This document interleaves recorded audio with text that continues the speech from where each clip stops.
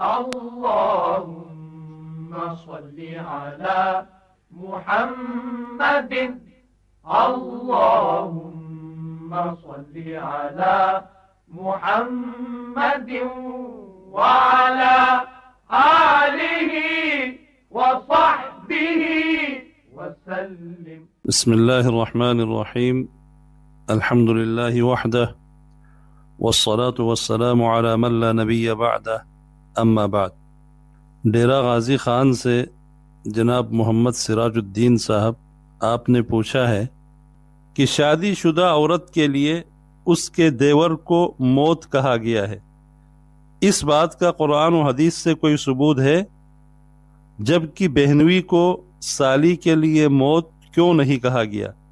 اور ہمارے ہاں سالی بہنوئی کے رشتے میں جو بے تکلفی کے رویے نظر آتے ہیں، شریعت کی روشنی میں کیا حکم ہے، وضاحت کرے۔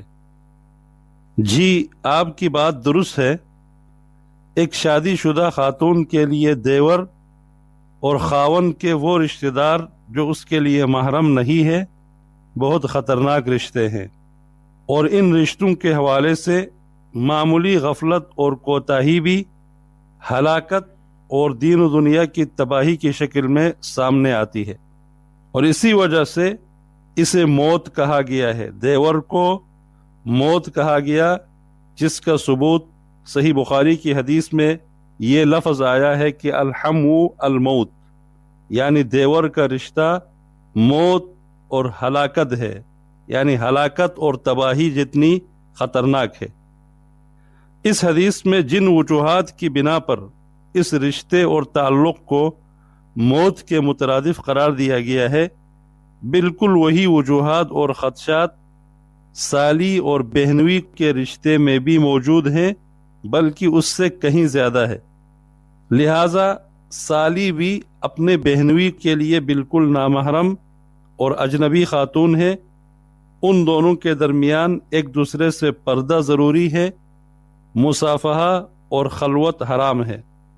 ہمارے ہاں عموماً ایسا خیال کیا جاتا ہے کہ چونکہ بہن آپ کے عقد میں ہے تو اس کی دوسری بہن یعنی سالی سے نکاح نہیں ہو سکتا، لہٰذا وہ محرم ہے، جبکہ معاملہ ایسا نہیں ہے، یہ وقتی اور عارضی حرمت ہے۔ اگر آپ اس کی بہن یعنی اپنی بیوی کو طلاق دے یا کسی کی بیوی مر جائے تو پھر سالی سے نکاح اس کے لیے جائز ہوتا ہے، لہٰذا وہ نامحرم ہی ہے، اور اس کا حکم نامحرم خواتین کا ہے۔ لہٰذا اس میں بے احتیاطی اور کوتاہی سے بچنا چاہیے اور پردے کا خصوصی خیال رکھنا چاہیے۔